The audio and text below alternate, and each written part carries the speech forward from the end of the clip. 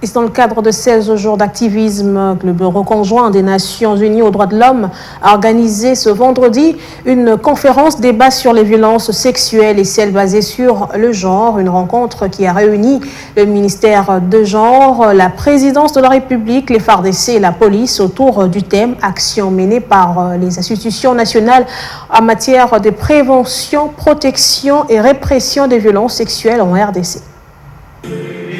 Les violences sexuelles et celles basées sur le genre sont des violations des droits de l'homme à combattre et les institutions étatiques concernées ont un grand rôle à jouer pour mettre fin à ce fléau qui se propage sous différentes formes. Dans le cadre de 16 jours d'activisme contre les violences faites aux femmes et aux jeunes filles, le Bureau conjoint des Nations Unies aux droits de l'homme a organisé une conférence débat pour évaluer les actions menées par les institutions nationales en matière de prévention, protection et répression des violences sexuelles en RDC. Au cours de cette rencontre qui a réuni les commissions spécialisées du ministère du genre, du cabinet de la conseillère spéciale du chef de l'État chargée de la lutte contre les violences sexuelles, celle des FARDC et de la PNC ont présenté les actions déjà menées dans la lutte contre les violences sexuelles et celles basées sur le genre. Il était également question de vulgariser les plans d'action afin de les peaufiner pour des actions efficaces. La mise en place d'une commission chargée effectivement de l'élaboration de ces plans sous la supervision du directeur de la sécurité publique. Le document final a été présenté au commissaire général à date du 30 avril 2018, qui le transmettra au vice-premier ministre pour sa validation.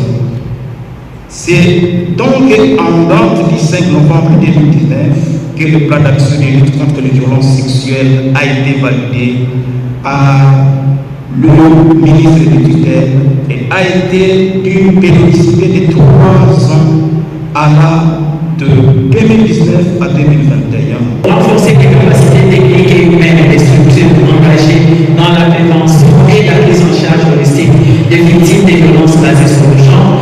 Il faut améliorer la coordination des activités de prévention, de lutte contre les violences basées sur le genre sur le terrain et procéder à des évaluations régulières du travail des partenaires au développement et des structures de mise en œuvre de projets relatifs au VBG.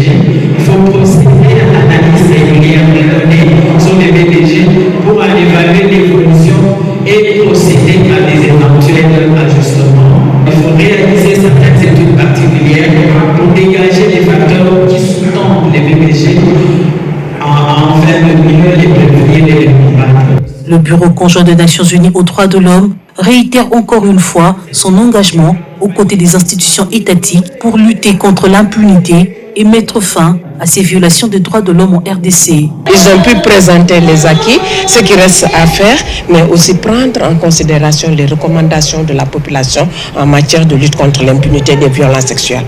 Un débat houleux, constructif et interpellateur en même temps pour mettre fin à cette barbarie. Le BCN-UDH s'implique activement avec ses partenaires nationaux et internationaux pour prévenir et protéger la population contre les violences sexuelles et basées sur le genre.